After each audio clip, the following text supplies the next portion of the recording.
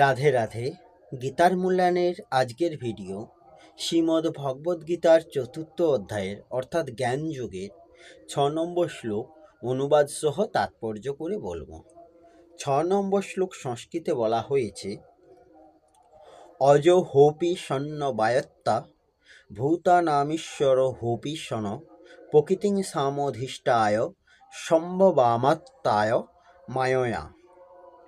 এর অনুবাদ হচ্ছে, যদিও আমি জন্মরহিত, আমার চিন্ময় দেহ অব্যয় এবং যদিও আমি সর্বভূতের ঈশ্বর, তবুও আমার অন্তরঙ্গা শক্তিকে আশ্রয় করে আমি আমার আদি চিন্ময় রূপে যুগে যুগে অবতীর্ণ হই। এই শ্লোকের তাৎপর্য হল, ভগবান এখানে তার আবির্ভাবের বৈশিষ্ট্য বর্ণনা করেছেন। যদিও তিনি সাধারণ মানুষের মতো আবির্ভূত হন, তবুও তার বহু অতীত জন্মের সমস্ত ঘটনাই তার মনে থাকে। কিন্তু সাধারণ মানুষ কয়েক ঘন্টা পূর্বে কৃত তার নিজের কর্মের কথাও মনে রাখতে পারে না।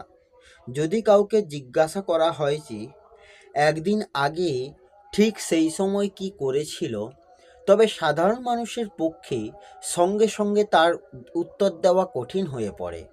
তাকে স্মৃতিরোমন্থন করে মনে করতে হয় গতদিন ঠিক সেই সময় কি করেছিল। অথচ তারাই আবার ভগবান বা কৃষ্ণ হবার দুঃসাহস দেখায়। এই ধরনের অর্থহীন দাবি শুনে কারোর বিভ্রান্ত হওয়া ঠিক নয়।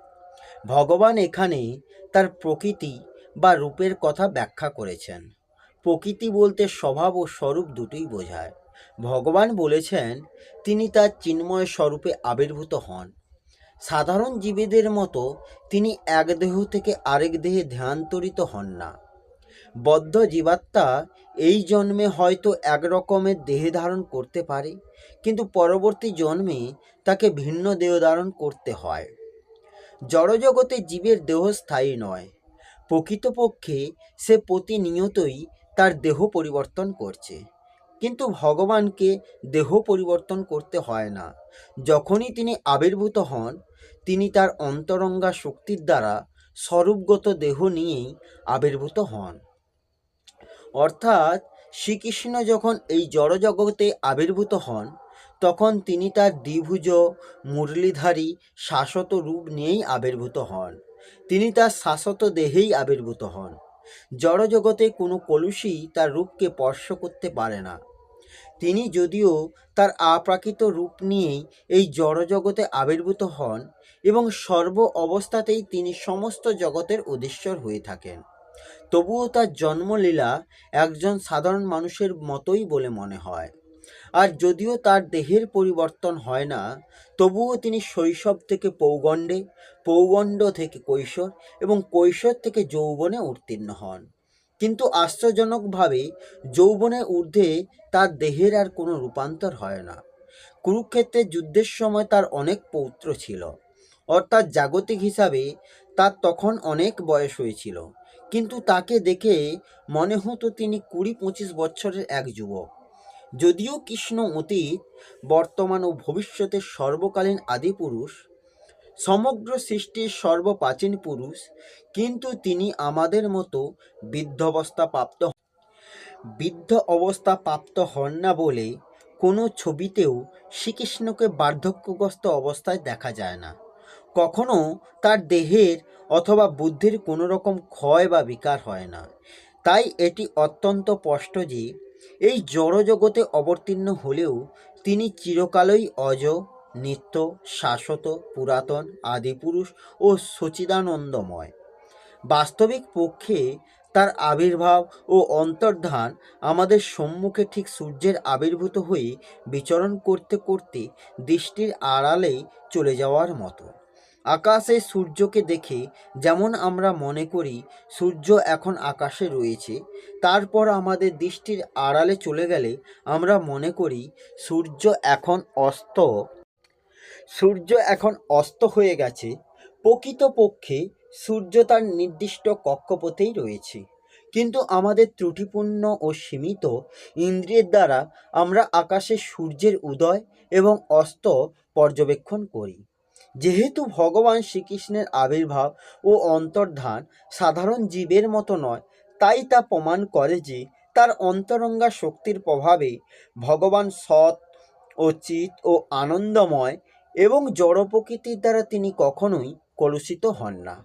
বেদেও প্রতিপন্ন হয়েছে যে পরমেশ্বর ভগবান অজ, কিন্তু তবুও মনে হয় তার বহু বা প্রকাশ রূপে তিনি জন্মগ্রহণ করেছেন। সমস্ত বৈদিক অনুশাস্ত্রাদিতেও প্রতিপাদন করা হয়েছে যে ভগবান জীবের মতো জন্মগ্রহণ করে বলে মনে হলেও তিনি তার অপরিবর্তনীয় দেহ নিয়েই অবতরণ করেন।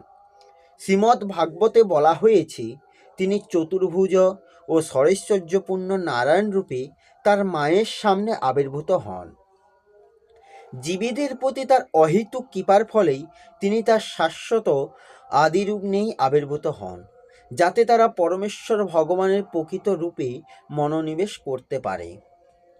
মনোধর্ম প্রসূত কাল্পনিক নির্বিশেষে রূপের প্রতি নয়, যা নির্বিশেষবাদীরা ভ্রান্তিবশত মনে করে থাকে। মায়া অথবা আত্মমায়া শব্দটির মাধ্যমে বিশ্বকোষ অধিধান অনুসারে ভগবানের অহৈতুকী কৃপাকেই বোঝানো হয়েছে। ভগবান তার পূর্ববর্তী সমস্ত অবতরণ এবং অন্তর্ধানের কথা মনে রাখেন, কিন্তু সাধারণ জীব অন্য একটি দেহ পাওয়া মাত্রই তার পূর্বজন্মের সমস্ত কথা ভুলে যায়। ভগবান সমস্ত জীবের ঈশ্বর, কারণ এই জগতে অবস্থান করার সময় তিনি বিস্ময়কর ও অতি মানবীয় সমস্ত কার্যকলাপের প্রদর্শন করেন। তাই ভগবান সব সময়ই পরম তত্ত্ব এবং তিনি স্বয়ং ও তার রূপের মধ্যে গুণ ও দেহের কোনো পার্থক্য নেই। এখন প্রশ্ন উঠতে পারে, ভগবান কেন জগতে আবির্ভূত হন এবং আবার অন্তর্হিত হয়ে যান? এই কথা পরবর্তী শ্লোকে ব্যাখ্যা করা হয়েছে। রাধে রাধে। জয় শ্রীকৃষ্ণ। জয় গীতা।